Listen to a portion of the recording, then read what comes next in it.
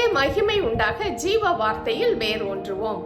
மூளைக்கல் என்ற தலைப்பில் 1 பேதுரு 2 அதிகாரம் 6 பார்ப்போம்.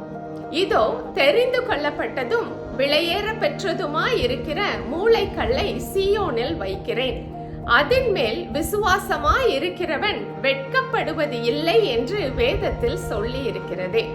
இந்த வசனத்தில் சொல்லப்பட்டிருக்கும் மூளைக்கல் என்ற வார்த்தையை குறித்து நாம் பார்ப்போம். மூளைக்கல் என்பது ஒரு கட்டிடத்தின் அமைப்பை நிர்ணயிப்பதாகும். உறுதியான கட்டிடத்தை கட்டி எழுப்புவதற்கான வலிமையாகும். மூளைக்கல் நிலையானது, அது நிலை நிற்க செய்கிறதாக இருக்கிறது. உலகத்திலே மனிதர்கள் 4 மூளை கற்களுக்கு முக்கியத்துவம் கொடுக்கிறார்கள். முதலாவது உடல் சுகமும் ஆரோக்கியமும், இரண்டாவது நல் உணர்வுகளும் மனதின் வலிமையும், மூன்றாவது உறவுகளின் ஐக்கியமும் சமுதாய தொடர்பும், நான்காவது தனி வாழ்க்கையிலும் வேலையிலும் வளர்ச்சி அடைவதாகும். இவை 4ஐயும் சீராக வைத்துக் கொள்வதற்கு ஆரோக்கியமான உணவு பழக்கங்களும் உடல் பயிற்சிகளும் நேர்மறையான சிந்தனைகளும் தெளிவான தொடர்பும் வாழ்க்கையின் குறிக்கோளை சென்று அடைவதற்கு அனுதினமும் முன்னேறுவதற்கான வளருவதற்கான யுக்திகளை கையாளுகின்றவர்களாக இருக்கிறார்கள்.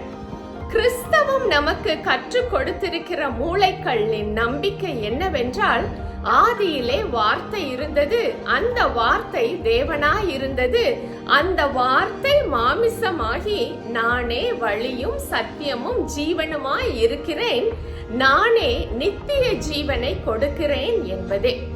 நம்முடைய மூளைக்கல்லாகிய இயேசு கிறிஸ்துவை விசுவாசிக்கிற யாவருமே வெட்கப்பட்டு போவது இல்லை என்று சொல்லப்பட்டிருப்பதின் காரணம் என்னவென்றால், முதலாவது அவரே எல்லாவற்றையும் தன்னுடைய ஆளுகைக்குள்ளாக வைத்திருக்கிறார்.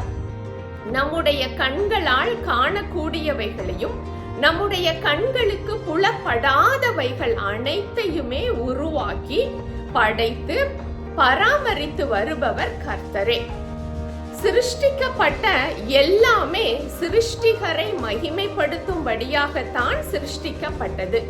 எல்லா சிருஷ்டிப்புகளும் தேவனுக்கு மகிமை உண்டாக்கும்படியாகவும் தேவனை பிரதிபலித்து வாழும்படியாகவும் உருவாக்கப்பட்டதினால் மூளைக்கல்லாகிய அவரையே முழுவதுமாக நாம் சார்ந்து வாழ வேண்டும், வளர வேண்டும், பரிபூரணப்பட வேண்டும் என்பதுதான் கர்த்தராகிய இயேசு கிறிஸ்து நம்மேல் வைத்திருக்கிற சித்தமாக இருக்கிறது.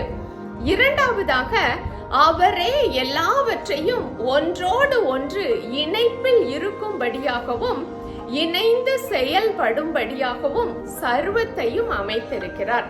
அவருடைய ஸ்ட்ரக்சர் ஆஃப் கிரியேஷனே இணைப்பில் தாங்கி இருக்கிறதா இருக்கிறது. எதுவுமே தனித்து செயல்படக்கூடியதாக அல்ல.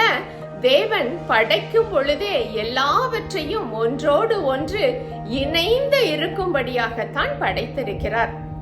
அப்படி என்றால் எல்லா சிருஷ்டிப்புகளும் சிருஷ்டிகருடன் இணைந்து சிருஷ்டிக்கப்பட்ட நோக்கத்தை நிறைவேற்ற வேண்டும் என்பதுதான் கர்த்தராகிய இயேசு கிறிஸ்து நம்மேல் வைத்திருக்கிற சித்தமாக இருக்கிறது. நாம் தேவனோடு மாத்திரமல்ல, நாம் வாழுகின்ற இந்த சமுதாயத்தோடும் இணைந்து நாம் செயல்படும் பொழுதுதான் தேவனை பிரதிபலித்து நம்மால் வாழ முடியும். எனவே மூளைக்கல்லாகிய கிறிஸ்துவின் மேல் நாம் நம்முடைய வாழ்க்கையை கட்டும் பொழுது நம்முடைய வாழ்க்கையாகிய கட்டிடம் உறுதியாயும் வலிமையாயும் நல்ல அமைப்புடையதாயும் விசுவாசத்தோடு அனுதினமும் கட்டப்படக்கூடியதாயும் இருக்கிறது.